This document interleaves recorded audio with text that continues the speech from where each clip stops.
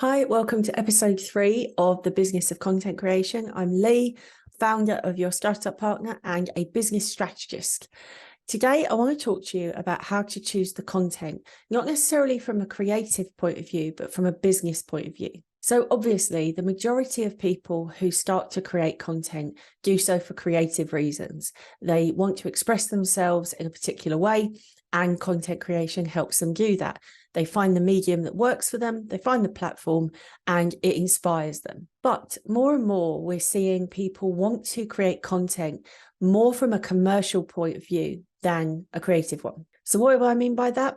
I mean, what is the content that sells well, whether it expands your opportunities elsewhere, or you can just sell more of it, i.e. views, likes, and follows. This is one of the hardest questions to answer because it really depends on the type of follower and the type of person you want to reach out to. In many cases, you can start from a creative point of view and express yourself the way you want, and then people follow you and they're prepared to let you change your content because they feel that they know you. That's the typical way to start thinking of content creation from a business perspective. But because of the potential of content creation, people are coming into the industry and the sector really from a commercial point of view, like what sells. So they're thinking less creatively and more commercially. So if you don't have a particular thing in mind, but you want to do this as a career or as a business, what type of things do you look out for? Here's a few options. First of all, think of that demographic that you're after. Who do you want to create the community for? And if we're thinking of this from a business perspective, how is that going to create a commercial proposition? So you may be thinking less about the content itself and more about the type of content. So for example, you may create episodic content, i.e. you catch them on one episode and you carry them through. A bit like what I'm doing here. If you like the first few videos, you'll subscribe, follow. I suggest you do those things. But anyway, and you carry on watching because the content is creating a story that is pieced together episode by episode. Others like the kind of Big Bang Theory. So they'll do less content, but there'll be lots of hype around it. So they'll invest more, they'll create something that is completely unique, and they'll just use that as the tool to get people here. So the content is like the culmination of a business plan. In the build up to it, there is marketing, there's hype, there's sales, and then it coalesces around the content itself. So for some of the most successful creators out there, they don't create a lot of content, but when they do, it's seriously impressive. Others may want to stick to a particular type of content. So say, for example, if you're in the gaming world, something like Minecraft always has a really high viewer count. Now, it may not be your particular cup of tea, and you may not understand it from other people's point of view, but it's the type of content that gets a lot of views. So if you're looking at it as what content makes the most money, you could look at some of the highest grossing videos out there and see what kind of content it is, whether it's pranks, dares, large productions, or games like Minecraft. These things have the ability to capture not just the views at the time the video comes through, but they have a higher percentage of returning viewers. People watch and rewatch and rewatch. And that can mean that your viewership and the amount of money that you can generate from it go up, because every time someone watches your video and you've got an advert playing, there's revenue generation. Now, this obviously doesn't apply as much for the content creators on Instagram or TikTok because the ad revenue isn't quite the same, but you would still want to create something that people go to time and time again for the algorithm. The more people return to your content, the more it tells the algorithm, hey, people like this content, the more they'll propagate out and you'll get new followers, leading to more revenue. This leads me to one of the biggest things you need to consider when thinking of what content you're going to create. If it's successful, you may be creating this content for a long time. So picking something that you could see yourself doing for years is really important. But you say, how is it that there are creators who swap genre, swap the type of content they do? The main reason is that their content doesn't get defined at a video by video or piece by piece level. right? What they do instead is they create a general theme of their work, and then they do that type of content and can move around creatively whilst retaining the thread of what the channel is all about or what the profile is all about. For example, in YouTube, you've got someone like Mr. Beast, does a wide range of types of videos, but they all have this theme of offering a ridiculous amount of money or some challenge that seems crazy at the time, but actually works out to be really entertaining. He can move around the content and the variety to keep interest going whilst retaining that central theme. So that's why he's been going for so long and he continues to stay popular, because it's all based on this core concept. And part of the excitement is how he changes the content. But it is a real risk for a lot of content creators when they get known for doing one particular type of content. The general feeling is that they can build the community, get a following. The loyalty of the followers actually becomes connected to the content creator rather than the content. And therefore, the theory goes, you can change the content and your followers will follow. This does work. There's many occasions where people can really change their content up and creatively go in a different direction, and people do follow them.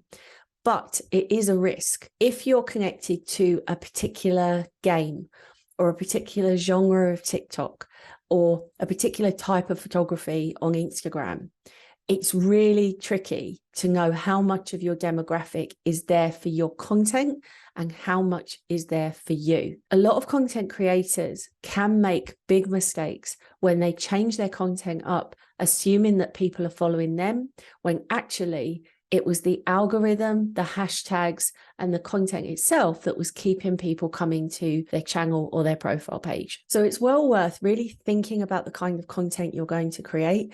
And if you can see that you're going to need to swap it up a bit, maybe do different things rather than one type of content all the time, then the best policy is to set the theme of your work that much higher. Don't talk about the specifics of the content you want to create. Create something that's bigger, a theme or a type of content where you can see yourself being able to be creatively varied and keep your interest while also keeping the interest of the followers and thereby increasing your commercial value. Now, not everyone does that. There's certain children-aligned video channels that get billions of views because they're children's channels. We all do it. We put our children onto YouTube, onto video platforms, because they're entertaining, because they're fun, and because actually quite a bit of children's entertainment value is in that cyclical, watch it over and again and again and again. Something like YouTube is fantastic for that. It's very short videos, so they can be created quickly, but the child's interest can also be captured for that length of time. And also, children are much more likely to want to go back to the same material. So there are lots of channels that have some serious amounts of following and viewer counts, purely based on the content being easy to go back to time and time again. When you make content that is slightly more spectacular, maybe there's some jump scares in there, or there's some moments of like light bulbs or aha moments. The risk is, can people watch that more than once? Like once they get the joke or they get the spook, can it be watched again? Something as simple as what you choose to make your content can reduce your viewership just because people kind of know what they're getting. They will watch it once, but will they watch it again? It's really important to understand, because the real revenue that gets generated, particularly from streaming platforms, is that duplicate watchability. On some of the other platforms, such as TikTok, for example, what we see is content creators creating characters or themes for their videos, and they carry people with them, very similar to the longer streaming platforms, but they create this persona online. Now, again, you have to know, are you going to be able to carry on with that character, with that personality? Once you have that following, there's a dynamic change, and the followers want to demand what you produce for them. And that can make you feel like you're out of control of your content. Now, if you're doing this as a commercial venture, you might not be too worried about that. That might be one of the compromises you're prepared to make, just following what trends, where the commercial value is. But if you're doing it more from a creative stance, you may start getting difficulty in producing the content and really loving what you do, because you're now being told by your followers what kind of things they want you to produce, and you haven't got that creative freedom that you had before. The last thing I want to raise is thinking of your content as a platform for potentially promotional deals or sponsorship. Now, as I mentioned in my previous video, there are many ways to make money from your content, and one of them is to have a brand pay for promotion or pay for sponsorship. They'll sponsor some of your content.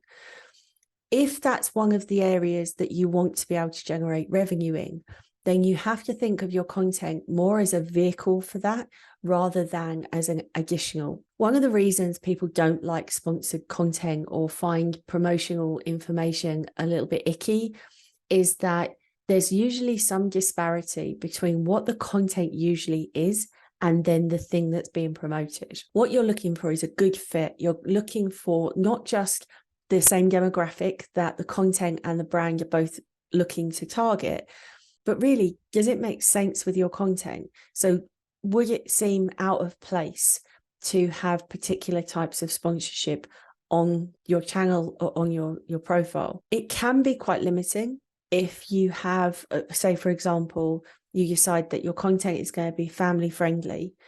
That might reduce the amount of promotions and sponsors that will look interested in what you have to do, not least because of the rules now around advertising for children. But it is an important factor. If you want to be able to do promotions, have a think before you create the content around what kind of promotions or sponsorship deals would be your ideals. Like, what are the type of brands that you're trying to appeal to?